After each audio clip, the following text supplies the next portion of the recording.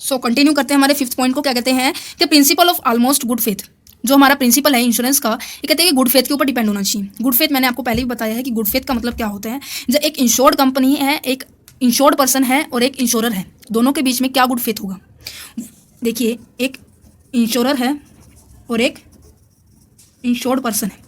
Insurer के point of view से क्या गुड फेथ होगा कि वो अपने इंश्योरेंस कंपनी के रिगार्डिंग जितनी भी पॉलिसी है, जितनी भी बेनिफिशियरी पॉलिसी है, वो अपने इस क्लाइंट को बताए, इस इंश्योर्ड पर्सन को बताए कि आप इंश्योरेंस का इस पॉलिसी को लीजिए और बेनिफिट उठाइए। ठीक है, उसका क्या पॉलिसी रहेगी, मतलब कि क्या टर्म कंडीशन रहेंगे, कितने टाइम पीरियड के बाद क्या कुछ उसके अंदर चेंजेस होते रहते हैं, मतलब कि जितनी भी इन्फॉर्मेशन होती है, लीगल इन्फॉर्मेशन होती है जो आपको अपने क्लाइंट को देनी चाहिए, वो इंश्योरर को उसे देनी चाहिए। ये होता है लीगल फेथ। और जो इंश्योरर उससे पूछेगा, इंश्योर्ड पर्सन से पूछेगा, मतलब इंश्योरेंस कंपनी का जो एजेंट होता है वो इंश्योर्ड पर्सन से पूछेगा कि आपका हेल्थ कैसा है, आप कैसे, आपकी जो फैमिली हिस्ट्री क्या है, आपकी एज क्या है, आपकी हाइट क्या है, आपका वेट क्या है, आपका ऑक्यूपेशन क्या है, आपका हेल्थ स्ट्रक्चर क्या है, आप स्मोकिंग करते हैं या नहीं करते, आपने कहीं और पहले इंश्योरेंस करवा रखा है नहीं करवा रखा। मतलब इस तरह की सभी जानकारी जो आपसे रिलेटेड है, आपको उसे सभी तरह से बतानी होगी, प्रॉपरली डिस्क्लोज करनी होगी। तभी क्या है, फेथफुली कॉन्ट्रैक्ट बनेगा, और फेथफुली कॉन्ट्रैक्ट होगा तभी आगे कंटिन्यूस हो सकता है। ठीक है, तो principle of almost good faith ये मैंने पहले भी डिस्कस किया है, सो हम बाद में बार बार नहीं करते। ये देखिए, ये यहाँ पे आ गया पॉइंट। ठीक है, और नेक्स्ट है principle of Kaza Proxima.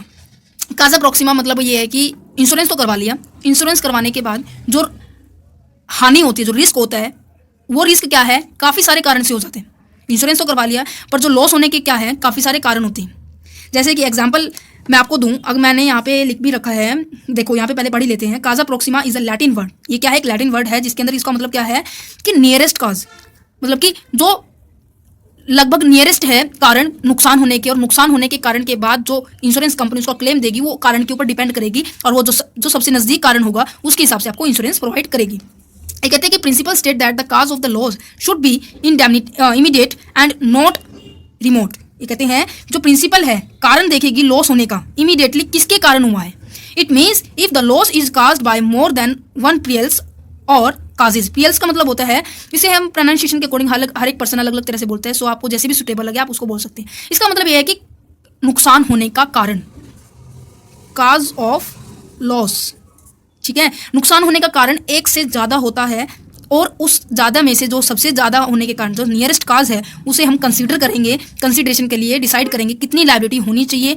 Aldous the loss may be not happen without the remote cause, मतलब कि उसके अकॉर्डिंग ही हम अपने कंसिडरेशन को सेटअप करेंगे। इसका इतना डीपली मत समझिए आप, मैं इसको एक सीधा एग्जाम्पल पे आती हूँ। देखिए, एक शिप है, शिप के मैरीन इंश्योरेंस आपने आगे पढ़ाएंगे आपको जनरल इंश्योरेंस के अंदर, कि मैरीन इंश्योरेंस क्या होता है कि जो समुद्री जहाज होते हैं, जहाज़ों में सामान आते हैं, उनका इंश्योरेंस किया जाता है कि कहीं पानी के कारण, कहीं तूफान के कारण, कहीं किसी भी रीज़न के कारण समुद्र के अंदर अगर हमारे सामान का नुकसान हो जाता है तो इंश्योरेंस कंपनी उसको क्लेम कर देती है। सो जो मैरीन इंश्योरेंस के करवा लिया उस कार्गो शिप का जो हमने मैरीन इंश्योरेंस करवा लिया, और जो मैरीन इंश्योरेंस करवाने के बाद जो वो शिप आ रहा था अपने लैंडस्केप के ऊपर, तो वो क्या है, उसके अंदर सामान का नुकसान हो गया। कारण क्या है, पहली बात जो जहाज का निचला परत होता है, चूहों के कारण वो कुतरा गया, क्योंकि जहाज में बहुत सारे चूहे थे, रैट के कारण। Reason first is that rat, and second is that चूहे के कुतरने के बाद उसके अंदर क्या है, समुद्र जहाज के अंदर बड़े बड़े होल हो गए, और होल होने के कारण पानी इसके अंदर एंटर कर गया, और एंटर करने के बाद वो सारा सामान क्या है, गल गया।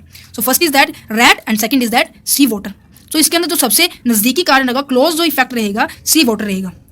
ठीक है, तो ये हमारा प्रिंसिपल, मतलब ये इसमें देखिए काफ़ी सारे कारण होने के बाद जो मेन इफेक्ट करने वाला कारण को देखेंगे, और फिर उसके बाद इंश्योरेंस कंपनी से क्लेम करेगी। नेक्स्ट हमारा इंश्योरेंस ये है principle of mitigation of loss. इसे हम मिटिगेशन भी कह सकते हैं और मिनिमाइजेशन ऑफ लॉस भी कह सकते हैं। अब आपको एक जबरदस्त एग्जांपल देने वाली हूँ। ये कहते हैं इसके अंदर क्या है कि काफ़ी सारे पर्सन ऐसे होते हैं कि हाँ इंश्योरेंस तो करवा लिया, अब हमें क्या चिंता, हमारे नुकसान जले कटे कुछ भी होए हमें पैसा तो मिल ही जाएगा। पर ऐसा भी नहीं होता। क्यों नहीं होता? देखो, आपने इंश्योरेंस करवा लिया, आपने मान लो कि एक मेडिकल स्टोर की दुकान है, और मेडिकल स्टोर की दुकान के अंदर आपने इंश्योरेंस करवा लिया कम से कम 20 से 30 लाख का, क्योंकि उसके अंदर फर्नीचर भी होता है, मेडिसिन भी होती है, और आपकी इलेक्ट्रिसिटी का जो प्रोडक्ट्स होते हैं, फैन, बल्ब, ये सब काफ़ी सारे के इंस्ट्रूमेंट होते हैं। वैसे भी आपको पता है मेडिसिन जो हमारी बहुत महंगी होती है, राइट। तो क्या है, उस मेडिकल स्टोर का आपने इंश्योरेंस करवा लिया 20 से 30 लाख का, और उस मेडिकल स्टोर के अंदर लगी आग लगने का कारण क्या है, शॉर्ट सर्किट। ठीक है, और उस आग लगने के बाद आपने ये सोचा कि हाँ इंश्योरेंस तो हो चुका है, 30 लाख तक का हमें 30 लाख रुपए मिल जाएंगे। पर इंश्योरेंस कंपनी ये भी देखेगी कि क्या आपने उस आग को बुझाने के लिए कुछ प्रयास किए हैं या नहीं किए, उस लॉस को कम करने के लिए प्रयास किए हैं या नहीं किए। अगर नहीं किए तो इंश्योरेंस कंपनी 1 रुपया भी नहीं देगी आपको। सो इसलिए क्या है, मिनिमाइज करने लॉस को। प्रिंसिपल ये कहते हैं कि अगर आपके जहाँ जिस चीज़ का आपने इंश्योरेंस करवा रखा है और उस जगह पर आपको कुछ नुकसान हो जाता है तो आपको क्या करना पड़ेगा, उसको रोकना पड़ेगा। एम्बुलेंस को बुलाया या नहीं बुलाया आपने, पानी छिड़काया नहीं छिड़काया आपने, ये सभी सारे फैक्टर नोटिस किए जाएंगे और इंश्योरेंस कंपनी पूरी तरह से इन्वेस्टिगेशन करने के बाद, पूरी तरह वेरिफिकेशन करने के बाद आपको क्लेम देगी। ये बात बिल्कुल ध्यान रखना, ठीक है, कि आपने अपने पड़ोसियों की हेल्प लिया नहीं, आपने बुलाया नहीं बुलाया, फायर ब्रिगेड को बुलाया नहीं बुलाया, ठीक है, किसी को बुलाया है या आपने वैसे ही उसे जलने दिया, ठीक है, इन सभी चीज़ को मैटर को नोट करेगी, देन आपको इंश्योरेंस कंपनी क्लेम करेगी, ठीक है। अब हम बात करते हैं objective, need, important, purpose of insurance. Insurance के ऑब्जेक्टिव क्या है, नीड क्या है, पर्पस क्या है, ये जो पोर्शन है, ये जो हमारा प्रिंसिपल्स थे ये हमारे 4 से 5 नंबर के अंदर इंपॉर्टेंट है, और जो हमारे ऑब्जेक्टिव है ये हमारे 16 मार्क्स के इंपॉर्टेंट है। जैसे भी यूनिवर्सिटी का पैटर्न रहता है, आप अपनी यूनिवर्सिटी के अकॉर्डिंग देखिए। वैसे सीआरसी और केयू के अंदर 16 मार्क्स का होता है, जीजेयू और डीयू के अंदर हमारे 20-20 का भी हो जाता है, कई बार हमारा 10 का भी चल जाता है, ठीक है।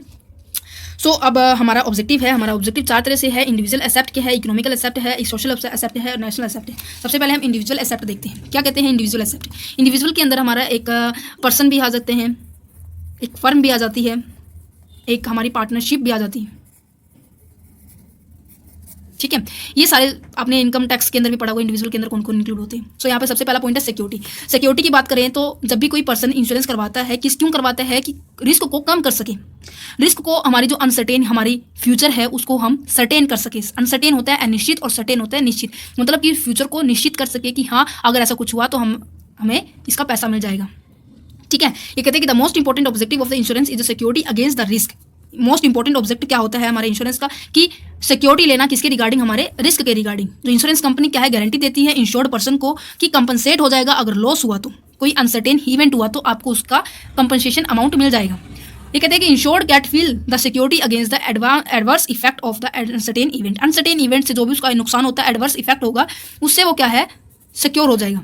नेक्स्ट है फोर्स्ड सेविंग, मतलब कि इसका पॉइंट अगर मैं बताऊं तो जैसे कि आपको कुछ, जैसे कि आपको मार्केट में मिल जाएगा कि एक के साथ एक free, by one get one free, right, तो आप उसको लेने के लिए प्रोत्साहित हो जाते हो कि हाँ यार एक के साथ एक फ्री तो मिल रहा है तो ले लेते हैं, ठीक है। तो इसी तरह से इंश्योरेंस भी ऐसा ही है कि जब हम इंश्योरेंस की पॉलिसी प्रीमियम फिलअप करते हैं, हम उसके पॉइंट ऑफ व्यू से कंसिडरेशन भरते हैं, वो पैसा भरते हैं, तो पैसा हमारी जेब में से जा रहा है ना, तो पैसा जब हमारी जेब में से जा रहा है तो इनकम टैक्स के पॉइंट ऑफ व्यू से उसकी हमें डिडक्शन मिलती है, उसके ऊपर हमें टैक्स पे नहीं करना पड़ता। अब हमारा 15 जो चैप्टर है डिडक्शन का, अंडर सेक्शन 80C से लेकर 80U तक की हम डिडक्शन पढ़ेंगे। उसमें क्या है कि हमें 1,50,000 तक की डिडक्शन हमें मिल जाती है जब हम इंश्योरेंस करवाते हैं। तो ये फोर्स करता है सेविंग करने के लिए कि आप सेव करो, स्मॉल सेविंग भी हो जाएगी, स्मॉल इन्वेस्टमेंट भी हो जाएगी। कुछ टाइम के बाद आपको 40-50 या फिर 20 साल के बाद आपको जो ड्यूरेशन है उसका पैसा वापस भी मिल जाएगा और साथ में आपको टैक्स भी नहीं भरना पड़ता है। आपको बताऊं सबसे ज़्यादा लोगों की जो इनकम है टैक्स को पे करने के ऊपर ही व्यतीत होती है, मतलब कि ज़्यादा पैसा उसी में जाता है। थर्ड पॉइंट आ जाता है कि मेंटल पीस। यहाँ पे तो सेविंग ही हो रही है किस्म की, मेंटल पीस आ जाता है कि आपने इंश्योरेंस करवाया, इंश्योरेंस करवाने का क्या मतलब था कि आपने रिस्क को कम किया था, तो दैट मीन्स आपके जो माइंड के अंदर इंटेंशन है वो क्या है, शांति की बनी हुई है कि हाँ मैंने इंश्योरेंस करवा रखा है, अगर मुझे कुछ हो जाता है मेरे जाने के बाद, मेरी लाइफ, मेरी जो फैमिली है उसे ज़्यादा ऐसी कंडीशन नहीं फेस करनी पड़ेगी जो बहुत ही खतरनाक हो। ये पर्सन वही समझ सकते हैं जिनके ऐसे घर कंडीशन हो चुकी है।